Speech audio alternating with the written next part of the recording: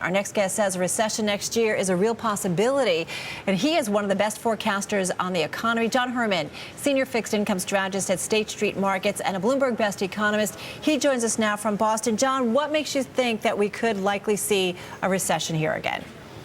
Well, you know, our forecast a couple of months ago was the first quarter would likely grow around 1%, and I think our point estimate was about 0.9. So we were looking for the economy to just continue to lose momentum over the second half of the year.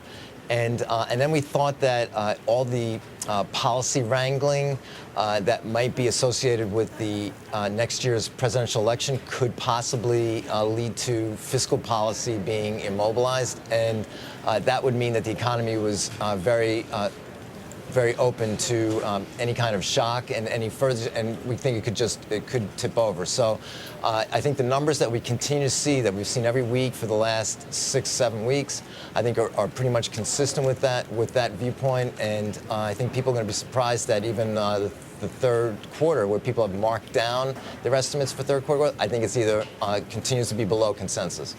Now, so you disagree then with New York Fed President Bill Dudley, because he says that the Fed very much expects the economy to recover in the second half. Significantly firmer growth is what he says for the second half of 2011. And he says the risk of recession is quite low. Now, by quite low, I don't know if he means like lottery odds or tails coin toss odds, but I would say below 50%. You disagree with him? Yeah, I think you know, the Fed basically, when you look back over the last couple of years, the Fed's forecasts have been you know, overly optimistic, to put it fairly. So I think they're once again at risk at missing sort of the subtleties that's going on in the economy, and the loss of momentum and the pullback that we're seeing in consumer spending. We're worried about a further pullback in business spending. And I think they're missing that, and so I would be a little bit concerned with their forecast. All right, so concerned, and I'm curious, John, what you think about what the Fed might next do, and I'm going to get your response in a second. But first, let me bring in Princeton professor and former Fed Vice Chairman Alan Blinder. He thinks we may see some more action from the central bank. Listen up, everyone. Given what the Fed did and said, the chances of it doing something else to stimulate the economy probably this year are reasonably high, and among the options, probably QE3 is the most likely. John, you banking on a QE3 here, and could we get it maybe next Friday when Ben Bernanke's in Jackson Hole? You know, I think it's going to be a little bit. It's going to be a little bit tricky. So we just have to look at what QE2 did. We know that it basically worked for the price stability mandate. It boosted inflation. We saw that over the last 12 months. So it turned around inflation, but it really didn't helped engineer sustainable growth. So that's the second part of the mandate. So it didn't. So QE, you know, likely is not the silver bullet that Professor Blind is suggesting it could be. That's first thing.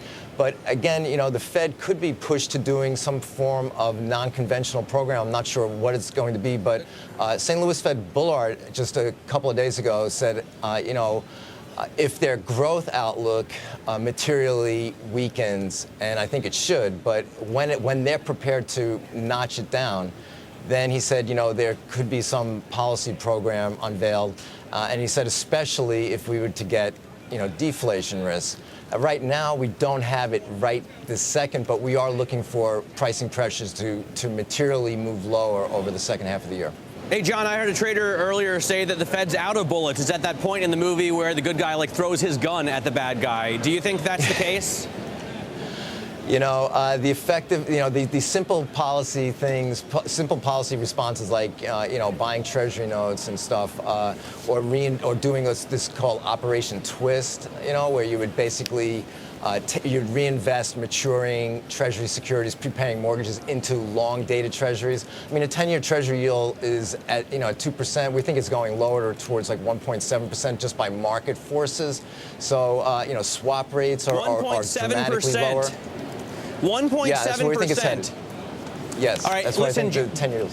When we left you, you were saying you forecast a 1.7% yield on the 10-year. Earlier today, Margaret Brennan was talking to Wayne Angel. He's a former Fed governor, and he said as long as we don't see the yield curve inverted, we're not going to see a recession. What do you think about that comment, and does a 1.7% 10-year yield help when we're looking at 3 and change on the 30?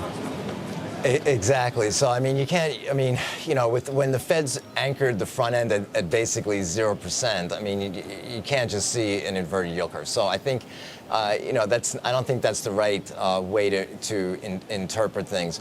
We were a few weeks ago, we were telling you back in late July 22nd, we were pushing a 2/10 flattener. And we've gotten a dramatic flattening. The 10-year yield, we had the lowest forecast for 10-year yield in the Bloomberg survey that came out a couple of weeks ago, and it's 1.8% going forward. And we're actually the lowest forecast for every quarter for the next 6 quarters or so. So, we just see things as the economy's it has tremendous structural imbalances in the economy. And, we cannot pursue policies that are more short-term oriented that don't really address the longer-term structural problems. So I think that's sort of where we've been going, and it's running into problems. So I think at this point we have to just, we'll see how things unfold, but we're looking for ISM to come below 50 over the next couple of months. We look for jobless claims to start picking up. We think the inflation pressures will come off in the second half of the year. And that mix, typically foreshadows, consumers and businesses pulling back. Hey, John, I want to ask you about your opinion about the Philly Fed chart today, because we've actually got a chart showing the Philadelphia Fed's outlook numbers against changes in non-farm payrolls, courtesy of the folks over at Zero Hedge. Matt brought it to my attention. We thought it was really cool. They called it the scariest chart ever because if you look at the Philly Fed number, it so closely tracks what we see in non-farm payrolls, and that's a pretty scary indication. Absolutely. Do you follow that correlation? Should we be worried based on what we're seeing there? Because Philly Fed, the lowest since March of 2009 today. I want to point out, they said 700,000, another 700,000 job drop is what we might see. I mean, the headline obviously dramatic, but the point is the Philly Fed plunges. Do we see non-farm payrolls plunge after?